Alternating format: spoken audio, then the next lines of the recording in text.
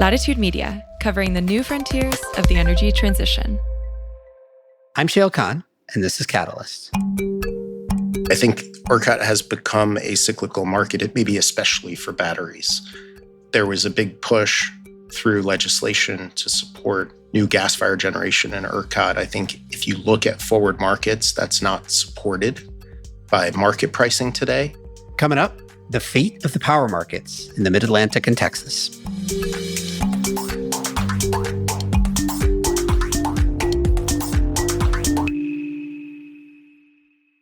Catalyst is brought to you by Antenna Group, the communications and marketing partner for mission-driven organizations developing and adopting climate, energy, and infrastructure solutions. Their team of experts helps businesses like yours identify, refine, and amplify your authentic climate story.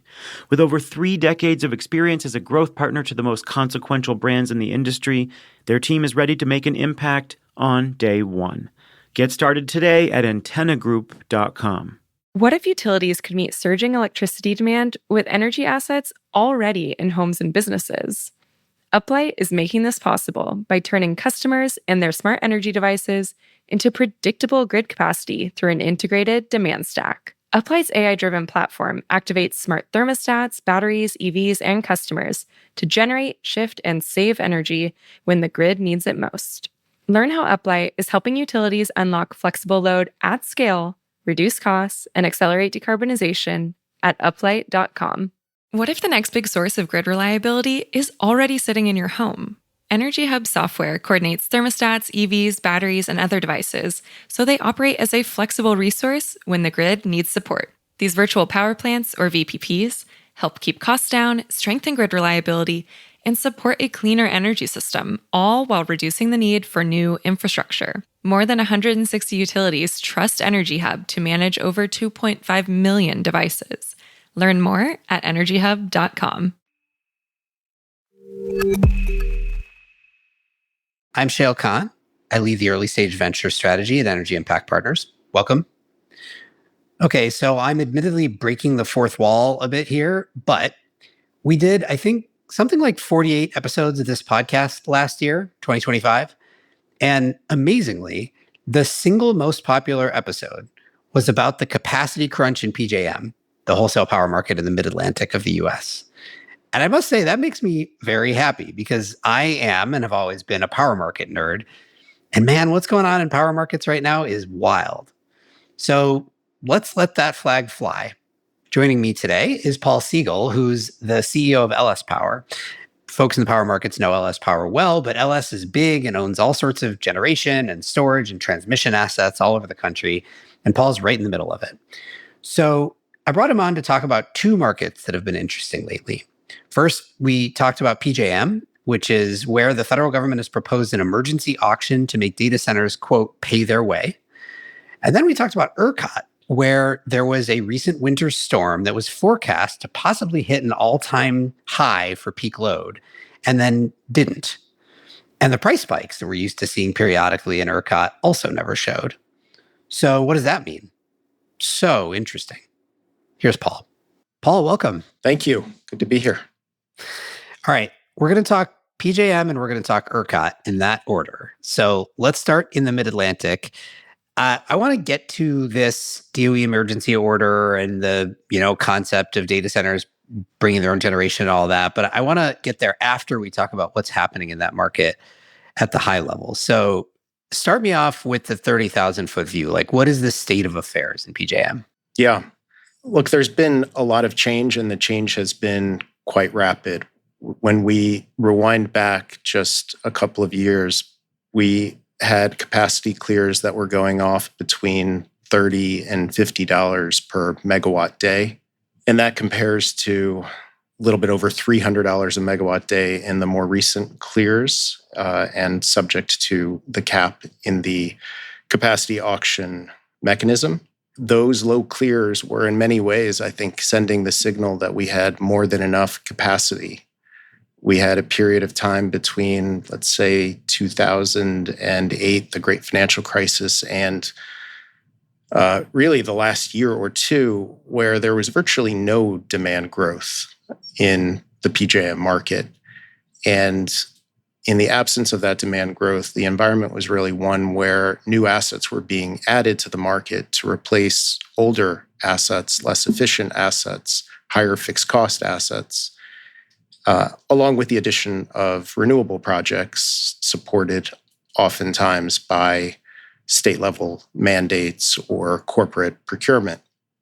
So in that environment, there wasn't a need, and there was certainly no price signal to go actively develop and build new generation outside of renewables. And that's the backdrop really kind of shifted really quickly over the last couple of years as probably a combination of factors hit the market and has driven up demand growth from that very quiet, virtually no demand growth, almost a market stasis, to the real need for new generation. And that's where we sit today. So that sounds like a fairly straightforward story, right? Like we just didn't have that much load growth in PJM, and so we didn't need that much new capacity. And then all of a sudden, load growth showed up and kind of flooded the market, and the market has struggled to keep up quickly enough anyway. And so we go from $30 per megawatt day or whatever it is to $300. We hit the cap, and now we are clearly under capacity, right? There is a capacity shortage in PJM, which is what's causing all the consternation and why the Trump administration turned its attention to it and so on. Is there, in your mind, was that a failure of market design or foresight in PJM? Or is it just like this is the natural result of the fact that people didn't predict how quickly data center demand was going to grow? I think all of the best minds who are focused on this market didn't anticipate how quickly this shift occurred. And we went from that moment of very little to no demand growth to hints of data center growth on the back of the emergence of ChatGPT. And that happened almost overnight. From a power markets perspective, it really virtually happened overnight. And our planning horizons when it comes to large-scale gas-fired generation aren't measured in months. Today, I would say they're really measured over the course of 4 to 5 years between the realization that there's a need and all of the activities that are required to go from realization of the need to fulfilling the need and delivering a power plant.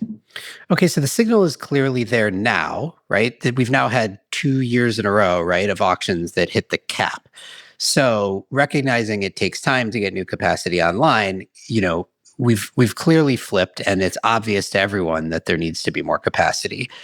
Does that mean that there's just going to be a little bit of a time lag, and then we're going to have a flood of new capacity coming online in PJM? And actually, what in the arc of history, we're going to look back at this period and say, well, it was tight for a couple of years, but ultimately the market did what the market was supposed to do, and we ended up where we needed to be? Or is there some risk? Because I guess from the outside, it seems like there is concern that despite the market signal now being there, we may still not get enough capacity, certainly soon enough. So is your view that let it play out and it's going to be fine, or should we be ringing the alarm bells?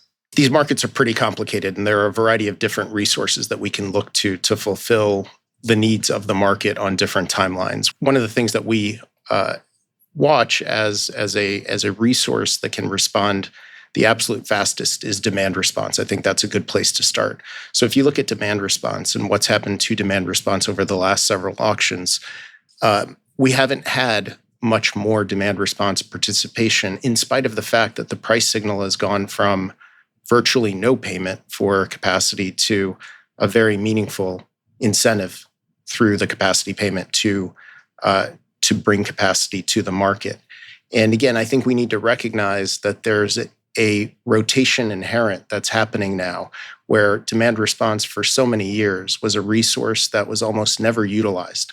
So we had demand response. We had these companies that were promising to respond.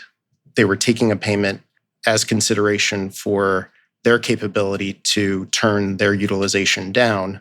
They were almost never asked to actually turn their utilization down because, again, the market was not tight. There were sufficient resources. There weren't many events where they were being called upon to perform. And now, over the last couple of years, we've shifted into an environment where the market is becoming tight and they're being asked to perform with greater and greater frequency. So I anticipate that in that part of the market, the demand response piece, there's going to be customer churn. Some customers that said, we thought we were getting a payment, but you were never going to need us, are going to say, we don't really want to participate in this market anymore, even if you pay us more. And other participants are going to come in and say, there's a very meaningful payment here.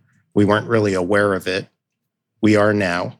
We see the opportunity, and we'll put the processes in place to ensure that we can deliver if called upon in exchange for this payment.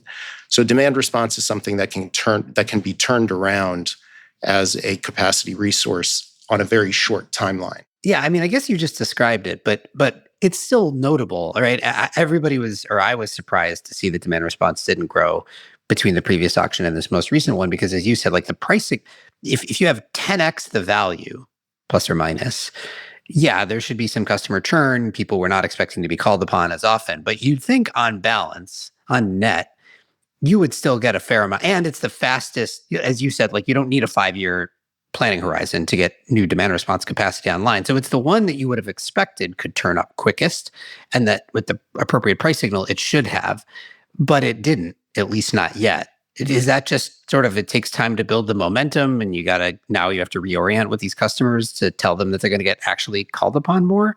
Or is there like a bigger problem either with the market structure or with demand response? I think it is a lot of that the awareness of the opportunity needs to be socialized among a broader set of potential customers. I think part of it may well have to do with the price level. The ELCC adjustment to the PJM capacity price for demand response capacity is meaningful, so they don't really see a $300+ per megawatt day price.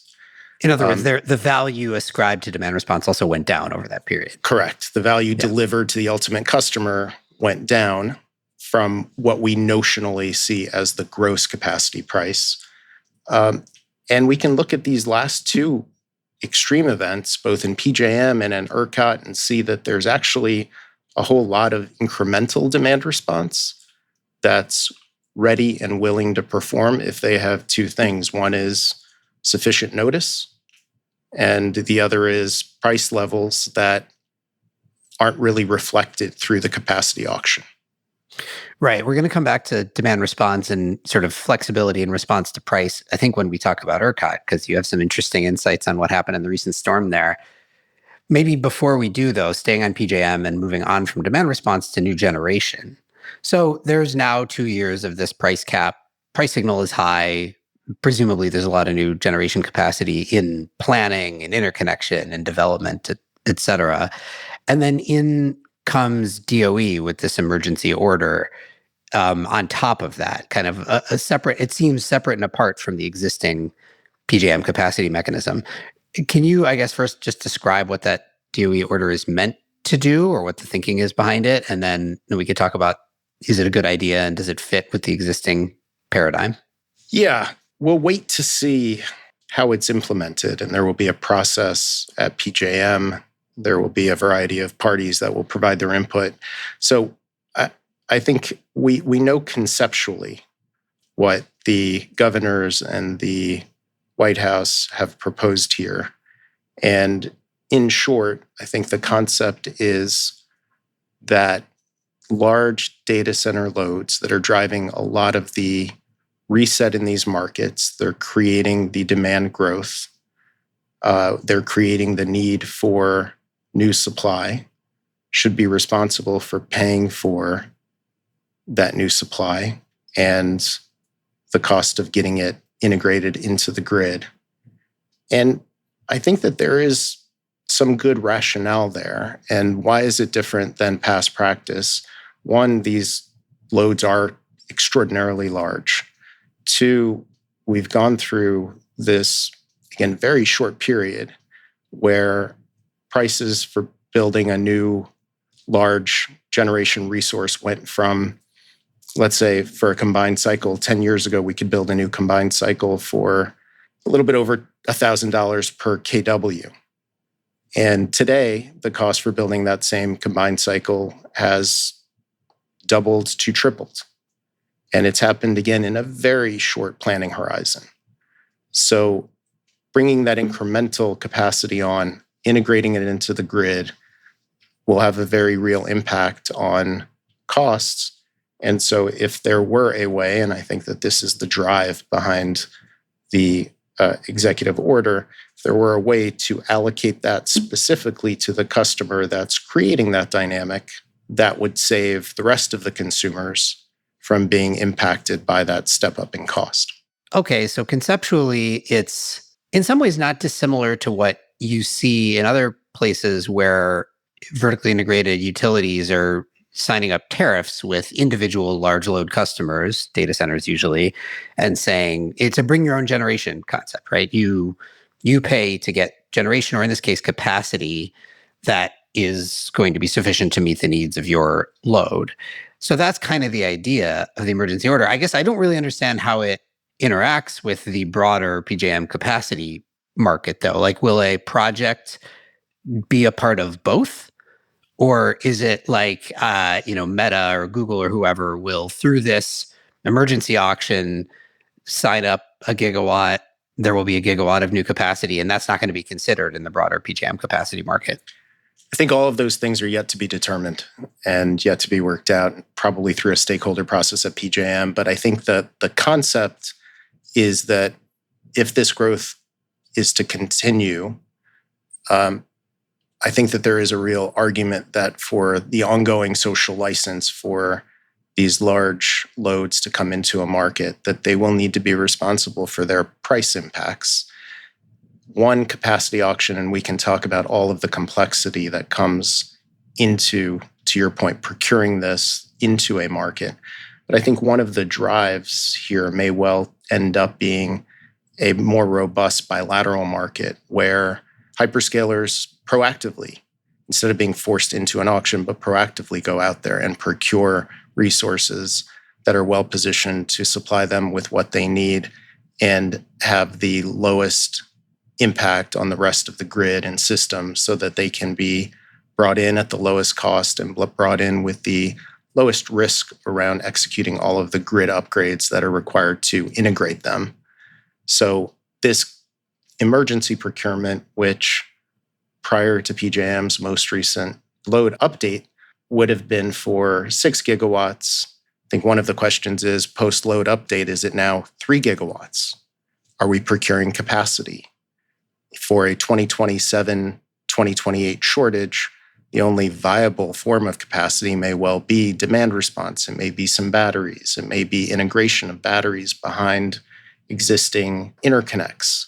Which of those things can qualify? One of the things that you can do is drive up the effective load carrying capacity, the ELCC, for existing resources. So you might be able to add, again, in relatively short order, a backup fuel that takes a poor performing gas generator from an ELCC perspective to a high performing gas generator from an ELCC perspective, where you don't need to invest meaningful time and money in grid upgrades. It seems like a lot of the focus, both from a policy perspective and also a market perspective, is on let's build as much new gas generation as quickly as we can to meet the capacity need in PJM. And it sounds like you're saying, to some extent, yes, but that actually isn't necessarily the savior, especially in the near term. Is that right? Yeah, when I look at the resources that we have available, large-scale gas is a 2030 plus new resource. In the interim, there are other things that we can do. We can add demand response, we can add batteries, we can uprate existing facilities. We're working on the conversion of some of our combustion turbines to combined cycle power plants. That can be done more quickly than building something that's completely de novo. We have a project where we can swap out combustion turbine blades and get dramatically more capacity. So there are different things that we can do as a bridge to large scale, completely de novo new generation. But if that's what we're hanging our hat on, we need to anticipate that that's an end of the decade plus deliverable at large scale resource. As an independent power producer, or I guess for that matter, a demand response company, whatever, as somebody who is selling capacity one way or another, are these like boom times? On the outside, you'd assume so, right? This is where you want to be. You want to be on the selling side in an undersupplied market. Is it as simple as that, or is it more complicated? I think it is more complicated, in part because the mechanisms are not yet clear. I think we have a market mechanism that is still reasonably clear. You know that you can clear in the capacity auction. You know that there's a deep market there. That market clears well over 100,000 megawatts of load and supply with a stable set of rules. You can look back at history, you can look back at where you last cleared, and you can make a good approximation of where you will clear and carry that forward into the future. Any one year has an enormous amount of volatility over it, but if you have a clear set of rules that you believe to be durable, you can invest on the back of that. I think it's a robust time for all sorts of ideas on what kind of options might solve these problems. And as we discussed, they really range the gamut from demand response to batteries to uprates at existing facilities to new fuel storage at existing facilities to completely new large-scale generation resources. Catalyst is brought to you by Antenna Group, the OGs of PR and marketing for climate tech. Is your brand a leader or challenger? Are you looking to win the hearts and minds of customers, partners, or investors? Are you ramping up your new biz pipeline? Are you looking to influence policy conversations? Antenna works with leading brands across the energy, climate, and infrastructure space to do all of this and more. If you're a startup, investor, enterprise, or innovation ecosystem that's helping drive climate's age of adoption, Antenna Group is ready to power your impact. Visit antennagroup.com to learn more.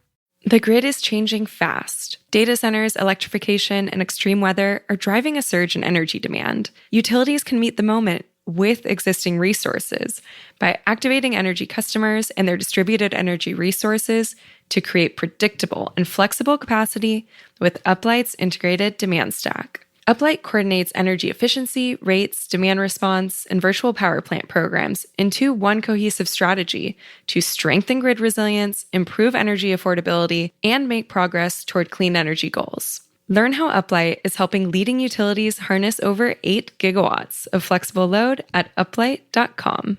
What if everyday devices had the potential to strengthen the grid when it's needed most? Energy Hub helps utilities turn that potential into dependable capacity by coordinating thermostats, EVs, batteries, and other devices into virtual power plants that respond to grid needs in near real time. Energy Hub's latest white paper lays out a maturity model for VPPs that can be planned and dispatched with the same confidence as conventional plants, while being 40 to 60% less expensive to build.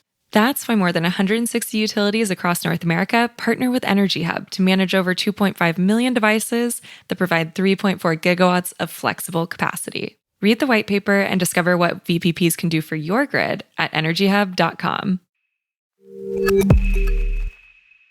Let's move on to Texas, where there's an interesting, a sort of a different dynamic at play. I don't think that the view in Texas is that there's this like massive capacity shortage, though there is an enormous amount of load growth in Texas. And so, and the interesting thing in ERCOT is, the way the market is designed there, being an energy only market, more or less, we get these like very dramatic events in a literal sense, and then also in the market sense, where you have generally some kind of weather event, as we had recently with this big winter storm that hit a big chunk of the country.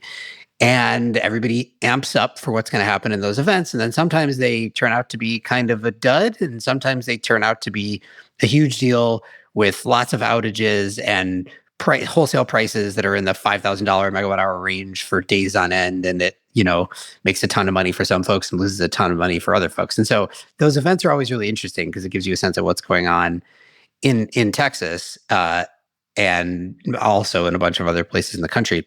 So let's talk about what actually happened in this recent storm, because it is interesting, and it was not. I don't think anybody predicted exactly what was going to play out there this time. So walk me through the kind of play-by-play of what was expected as we were headed into the winter storm, a couple weeks ago, and then we could talk about what actually happened. Yeah, I think when we see these winter storms coming, the market looks to prior examples of extreme conditions, and the most acute of those that we've seen in the United States over the last 5 years was Uri, where we had a broad-based extended period of cold. We had precipitation, we had ice and freezing rain, and we had frequency deviations that really cascaded and triggered a lot of generation to be tripped off the system. So we had this extended period of blackouts. We had this extended period of extremely high prices at their peak. So the market looks for analogous situations. And looking at what was coming here, it looked like it was going to be pretty extreme, record-setting cold, record-setting demand. The market was anticipating those extreme conditions to last for an extended period of time, and that's what people were preparing for, and that's what the market was signaling in part through forward pricing, which escalated for the week days. At the end of the week preceding the winter storm, power prices for the subsequent week went well over $1,000 per megawatt hour for the subsequent week. So price signal came through. Right. And I think you have made the point that seems to have done the trick, because we did end up having, the weather event itself maybe wasn't exactly everything that was advertised, but we did have quite cold conditions over an extended period of time. So it's not that the weather event exactly disappointed, but we never saw the price spikes and the extended price spike that you saw in Uri, and that I think a lot of merchant generators and batteries probably were hoping for, to be honest. And you made the point that maybe it's because the market performed well at sending a price signal ahead of time, right? Yeah, I think the price signal ahead of time tells a generation owner or a retail supplier to get out there and hustle and figure it out ahead of time. That means turning plants on ahead of time. That means making sure that you have fuel oil, and that if you need to change and run your plant on fuel oil, that you do that ahead of time to avoid potential gas flow interruptions. It means if you're a retail provider, picking up the phone and calling big customers and saying, hey, there's a big event coming. There might be ways for us to provide you with an economic incentive to conserve during that period of time. And so I think all of these things help gear the market up. And I think this may have well been a test case where the market said forward pricing is going to be very high. And what we saw is a lot of demand response in effect emerge that wasn't getting paid a capacity payment, some of which might have been, but we saw similar dynamics in PJM as we did in ERCOT, where demand response was not called in PJM. ERCOT doesn't really have a demand response mechanism, but in both markets, we saw over 10 gigawatts of demand that should have shown up based on the weather conditions and based on normalizing those weather conditions to what actually occurred. That didn't show up. It's not that the weather came in and it was a dud. The weather was real, but the load didn't show up. And I think the only reasonable explanation is that the load didn't show up because we saw it coming ahead of time. People prepared. There was a price signal, and we found a whole lot of additional demand response that might not have been able to respond with a day notice, and it probably certainly wouldn't have responded with an hour notice, but it was there with enough price and with enough visibility. So this is super notable, right? Like 10 gigawatts of load that was expected to show up didn't show up. There's no formal demand response program, but it's a price signal. And so this is like maybe the most stark example that I've seen of load responding to price at that kind of scale. What do we know about what kind of load it was? Like who were these 10 gigawatts?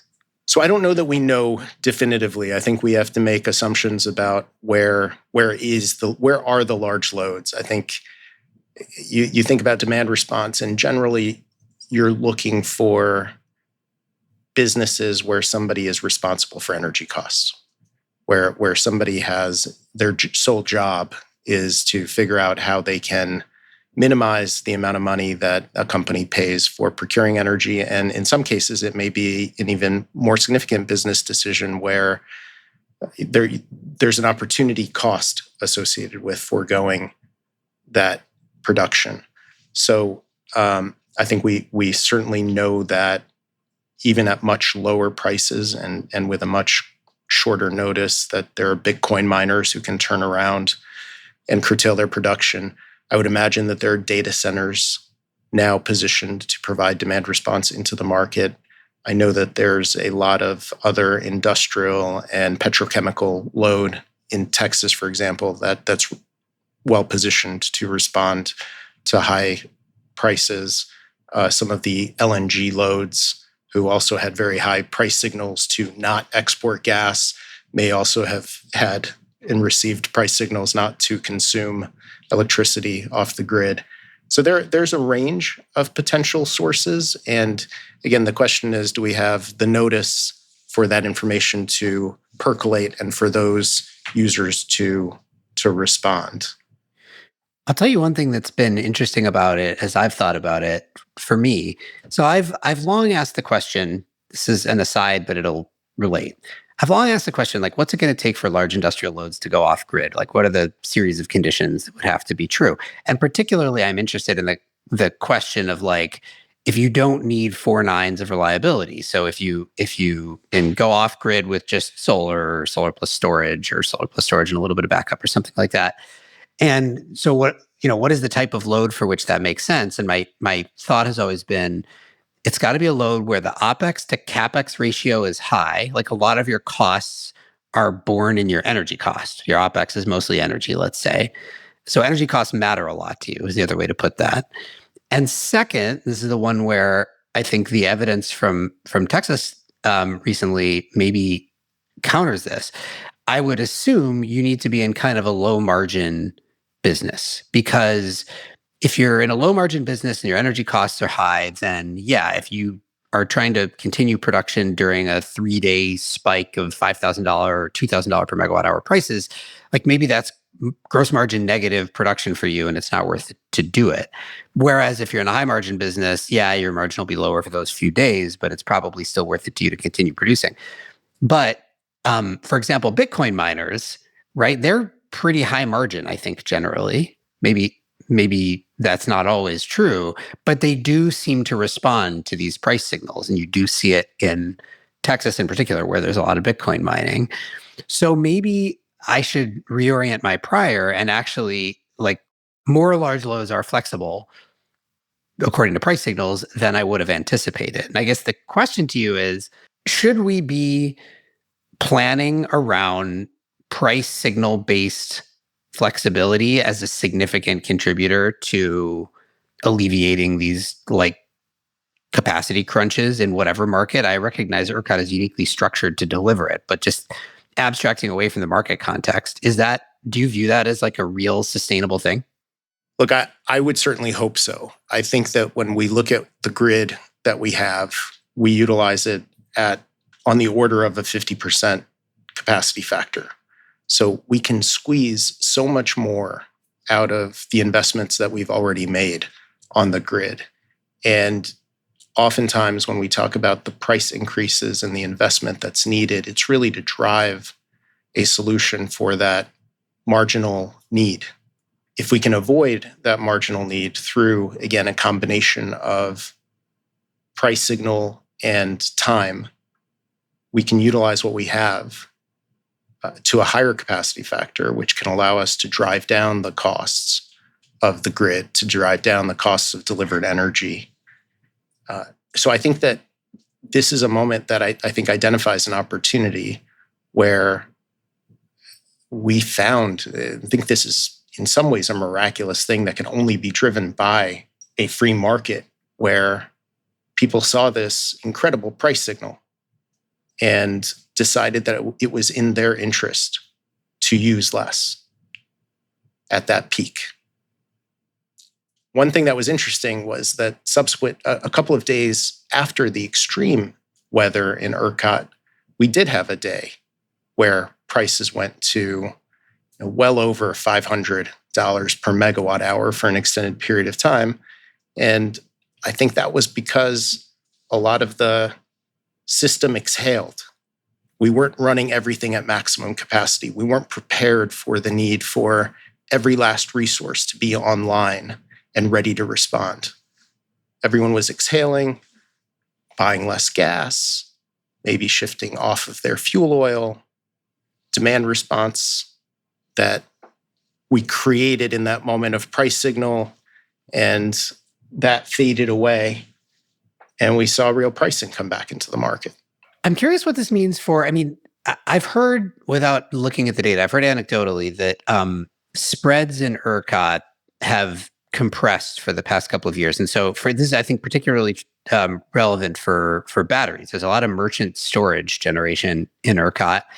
And the merchant storage generation is generally relying upon spreads on a diurnal basis, but equally, I think, on these types of events where they make a lot of money in a short period of time.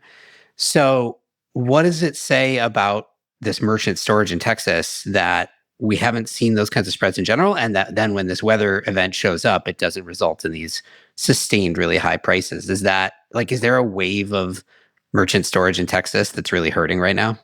I think the short answer is yes. I think that this last event in Texas probably, and I haven't looked at the forward graphs, but I would expect that this was a disappointment from a power markets perspective. This forward price signal turned into a period of oversupply, turned into a period where we had very low spread clears. And so part of the flow through of the signal will be that those forward hedging opportunities are less robust. Now that we've learned that we have 10 gigawatts of incremental supply of some sort ready to respond, along with a pretty well-performing system, when we have extreme situations, it takes some of that risk of extended periods of peak pricing out of the market. And so the probability of that happening goes down, and the available margin for the existing resources, batteries being one of the big new entrants into the ERCOT market, really the air gets let out of the balloon. Does that mean, these markets are all kind of cyclical. So are we now going to enter a phase of underinvestment in new capacity in ERCOT? It's a funny thing where there's these dynamics that seem to push against each other. On one hand, the existing assets in the market are not making as much money as they would have expected because the spreads aren't as big and because these events aren't showing up. On the other hand, I think the load growth in ERCOT seems to only be accelerating as far as I can tell, which you would think would push in the other direction. And so I there's some dynamic here where I don't know on net whether to assume that we're going to now underinvest in new capacity and end up with ERCOT in a PJM-like situation in 3 or 4 years, or whether these things kind of balance each other out and it's going to be totally fine. I'm sure nobody knows, but do you have a view on it? I think you're completely right. I think ERCOT has become a cyclical market, it maybe especially for batteries. There was a big push through legislation to support new gas-fired generation in ERCOT. I think if you look at forward markets, that's not supported by market pricing today. It may be supported by bilateral contracting opportunities, but when you look purely at forward spreads, those don't look particularly robust, especially given how expensive it's become to build new gas-fired generation. A couple of years ago, we transitioned in ERCOT from a market that relies heavily on ancillary services to support batteries, and that was very robust. We built into that. That market was overwhelmed with supply. And then when you move out of the sort of smaller ancillary service market, you need to look at the bigger market. And the bigger market is the day-ahead energy arbitrage market.